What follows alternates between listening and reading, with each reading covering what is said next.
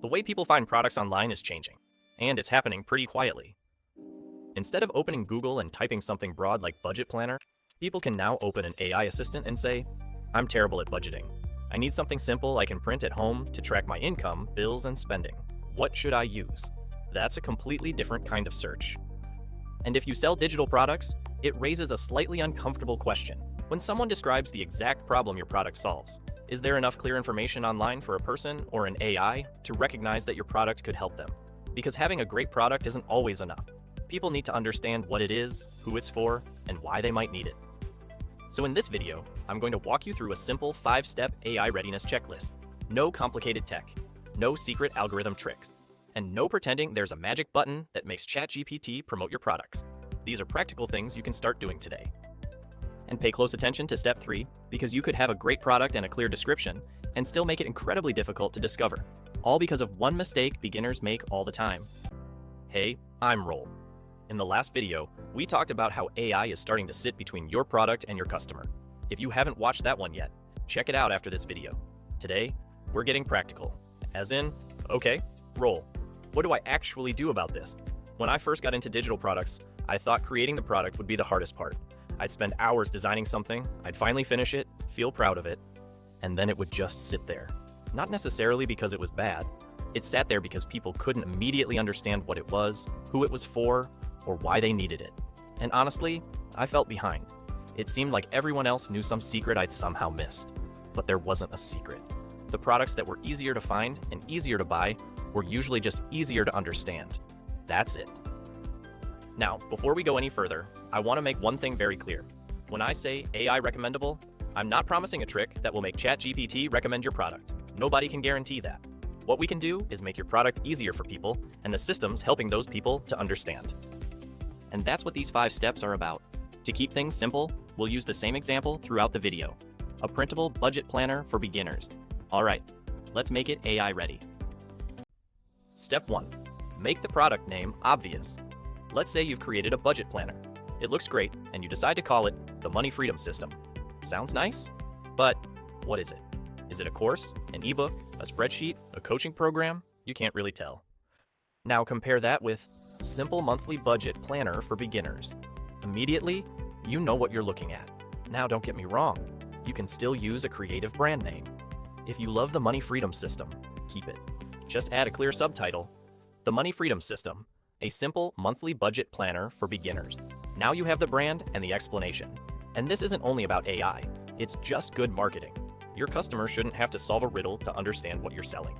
So here's your first action step. Look at your product name and ask, if a total stranger saw only this name, would they have a reasonable idea of what the product is? If the answer is no, you don't have to throw the name away. Just add a clear title or subtitle. Remember, clear beats clever. But a clear name still isn't enough. Step 2, say what it is, who it's for, and what it does. Step 2 is simple. Your description needs to answer 3 questions. What is the product? Who is it for? And what does it help them do? Here's how not to describe it. A comprehensive financial management solution designed to optimize your personal financial organization. It sounds impressive, but what am I actually buying? Let's say it like a normal person. A printable monthly budget planner for beginners who want a simple way to track their income, bills, spending, and savings. Now it makes sense. What is it? A printable budget planner. Who is it for? Beginners. And what does it help them do? Track their money. Then add the practical details. 20-page PDF, instant download. Includes a monthly budget, bill tracker, expense tracker, and savings tracker. Simple, specific, easy to understand. Here's a formula you can use for almost any digital product. This is a type of product for type of person who wants the desired result. For example, this is a Canva template pack for new business owners who want to create simple social media posts.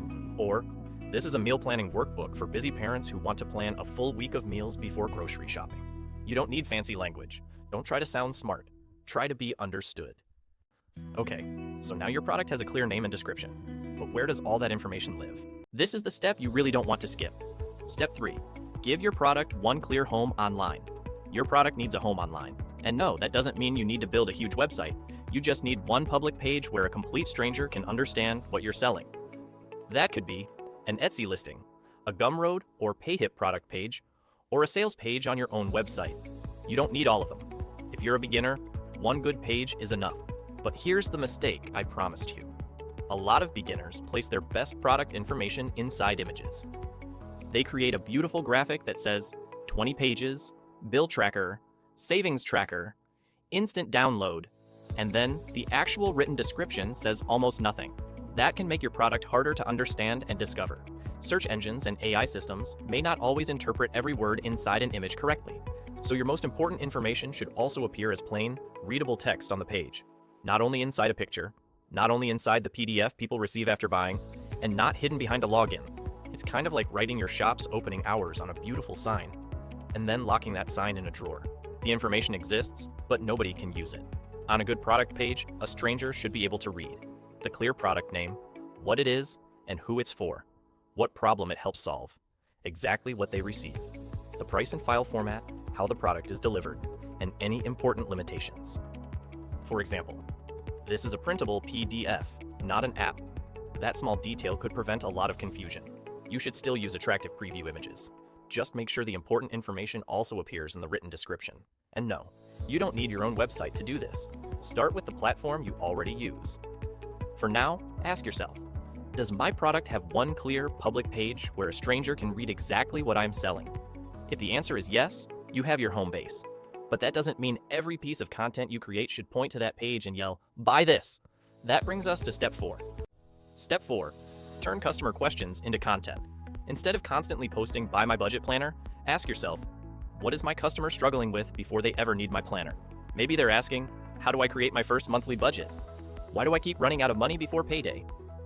What bills should I include in my budget? Or, how do I budget when my income changes every month? Every one of those questions could become a video, post, or email. And notice what we're doing here. We're not chasing random trends. We're creating helpful content connected to the exact problem our product solves. This is one of my favorite parts of the whole strategy. Customer questions become content. So open your Notes app or grab a piece of paper and write down 5 questions someone might ask before they need your product. Forget algorithms for a minute. Just think like your customer. What confuses them? What keeps going wrong? What do they wish was easier? Those 5 questions could become your next 5 pieces of content. And keep that list because we're going to use it in the next video to generate new digital product ideas with AI. But first, there's one final step, and this is what ties everything together. Step 5, help first, sell second. Imagine following someone whose every post says, "Buy my planner." Then the next day, "My planner is on sale." And then, "Don't forget to buy my planner." Eventually, you're probably going to unfollow them. So instead of only promoting the product, take one of your customers' questions and actually answer it. Let's use, how do I create my first monthly budget? You could say, start by writing down the income you expect this month. Then list your fixed bills. Estimate normal expenses like groceries and transportation. Finally, decide how much you'd like to put towards savings. That's genuinely helpful. Someone can act on it without buying anything from you. Then, if your product truly helps, you can add, and if you'd rather not build everything from scratch, that's exactly what my beginner budget planner is designed to organize for you. See the difference? You're still selling. There's nothing wrong with selling something useful. But now the product is part of the help. It isn't the entire message. And this matters when it comes to AI too. We're not trying to trick a system into recommending us. We're creating clear, honest information that answers, what do you sell? Who is it for? What problem does it solve? And when is it actually useful? The rule is simple. Teach. Don't just sell. So can these 5 steps guarantee that ChatGPT will recommend your product? No. And anyone promising a guaranteed recommendation is promising something they can't control. But here's what you can control. Screenshot this part. 1. Make the product name obvious. Clear beats clever. 2. Say what it is, who it's for, and what it helps them do. 3. Give it one clear home online with important information written as readable text. 4. Create helpful content around the problems your customer already has. 5. Help first, sell second. Do those 5 things and look at what you've built. You have a product that's easier to understand, a page that explains it clearly, useful content connected to the problem it solves, and a natural bridge between what people need and what you offer. Remember those 5 customer questions I asked you to write down? Keep them close, because they're the key to your next big idea. Because in the next video, we're going to take questions just like those, use AI to develop them, and turn them into digital product ideas people might actually want to buy. And if you're building your digital product business from scratch, subscribe to the channel. Thank you for watching, and see you on the next one.